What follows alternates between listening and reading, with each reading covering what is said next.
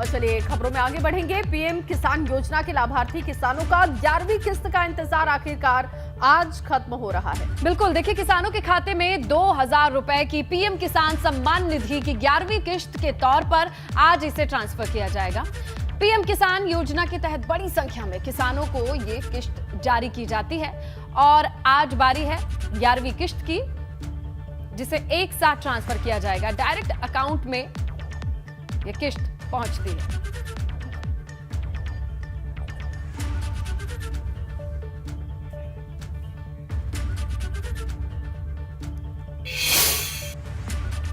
हनुमान चालीसा के बहाने महाराष्ट्र में हिंदुत्व का मुद्दा गरमाने के बाद एमएनएस मुखिया राज ठाकरे ने अब यूपी आने का कार्यक्रम भी तय किया है। बिल्कुल, राज ठाकरे 5 जून को यूपी दौरे पर रहेंगे और अकेले नहीं बल्कि हजारों कार्यकर्ताओं और समर्थकों के साथ आएंगे। राज ठाकरे अपने यूपी दौरे में सीएम योगी आदित्यनाथ से मुलाकात कर लाउड स्पीकर के मुद्दे पर उन्हें बधाई भी देंगे। तो साथ ही अयोध्या में रामलला के दरबार में माथा टेककर उनसे महाराष्ट्र की उद्धव सरकार को सद्बुद्धि दिए जाने की प्रार्थना करेंगे। राज ठाकरे की पार्टी ने 5 जून के यूपी कार्यक्रम में पार्टी कार्यकर्ताओं और समर्थकों के लिए 12 स्पेशल ट्रेनें भी बुक करा दी हैं। और देखिए ये बड़ा कार्यक्रम होने जा रहा है अपने समर्थकों के साथ। तो राज ठाकरे ने पहले ही एक चिट्ठी लिख करके ये तय कर दिया है कि महाराष्ट्र को योगी चाहिए, भोगी नहीं। और इसके बाद लगता है कि उनका यूपी आगमन बड़े स्तर पर दिखाई देने वाला है, क्योंकि रामलला के दर्शन वो अकेले नहीं कर रहे हैं, 12 स्पेशल ट्रेन बुक कराई है उन्होंने। 5 जून को माननीय राज साहब ठाकरे श्री रामलला के दर्शन करने के लिए अयोध्या आएंगे और उनके साथ राम भक्त हजारों महाराष्ट्र के जो मन सैनिक हैं, महाराष्ट्र सैनिक हैं, वो भी अयोध्या पहुंचेंगे और श्री राम लला के चरणों में नतमस्तक होकर आशीर्वाद मांगेंगे। और मकसद ये है कि जो महाराष्ट्र की भ्रष्ट सरकार है उसको श्री राम सद्बुद्धि दें और इस तरह से काम करने के लिए उनकी बुद्धि में सुधार करें कि महाराष्ट्र विकास के रास्ते पर आगे बढ़ सके।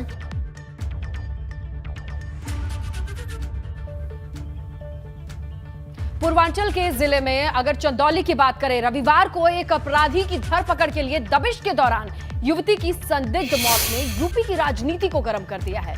और रविवार को चंदौली के मनराजपुर गांव में कन्हैया यादव नाम के गैंगस्टर आरोपी की धरपकड़ के लिए पुलिस की दबिश उसके घर पर हुई थी और उसी दौरान आरोपी की एक बेटी गुड़िया यादव की संदिग्ध हालत में मौत हो चुकी है, जबकि दूसरी बेटी गुंजा यादव की हालत बिगड़ने से उसे जिला अस्पताल में भर्ती करवा दिया गया है। लेकिन इससे यूपी की सियासत गर्मा चुकी है। बिल्कुल, देखिए चंदौली की इस घटना के बाद एक बार फिर यूपी पुलिस के कामकाज और तौर तरीके पर सवाल खड़े हो रहे हैं। हालांकि पुलिस ने प्रेस कॉन्फ्रेंस करके पीएम रिपोर्ट के पोस्टमार्टम रिपोर्ट के बारे में जानकारी तो दी, लेकिन फिर भी आरोप लग रहे हैं कि गैंगस्टर को पकड़ने गई पुलिस की पिटाई से ही एक युवती की मौत हुई है और उसकी बहन की हालत बिगड़ गई है।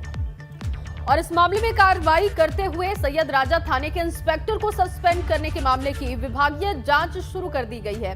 लेकिन अब खुद अखिलेश यादव ने चंदौली की घटना के बाद यूपी पुलिस के बहाने सरकार के खिलाफ मोर्चा खोल दिया है। बिल्कुल, बड़ा सवाल यह है कि पुलिस के खिलाफ क्या पुलिस ही जांच करेगी और वो जांच पारदर्शी होगी, निष्पक्ष होगी? पोस्टमार्टम रिपोर्ट को लेकर के पहले ही हो हल्ला और बवाल हो चुका है। अब ऐसे में देखना होगा कि अखिलेश यादव इस मुद्दे को कितना आगे लेकर के जाते हैं और पुलिस डिपार्टमेंट क्या एक्शन लेती है। और वहीं मथुरा में कैबिनेट मंत्री लक्ष्मी नारायण चौधरी ने केडी मेडिकल कॉलेज पहुंचकर वहां की व्यवस्थाओं को देखा है। साथ ही आपको ये भी बताएं कि उनका ये दौरा बहुत अहम था।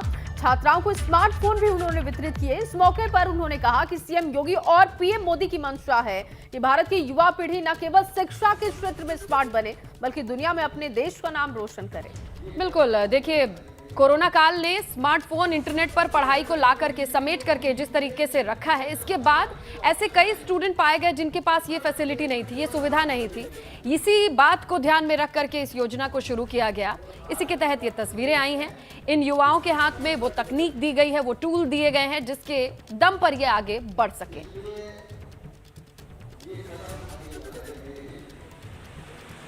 और आदरणीय मोदी जी ने तो अभी यूक्रेन के युद्ध से जब हमारे बच्चे वापस आए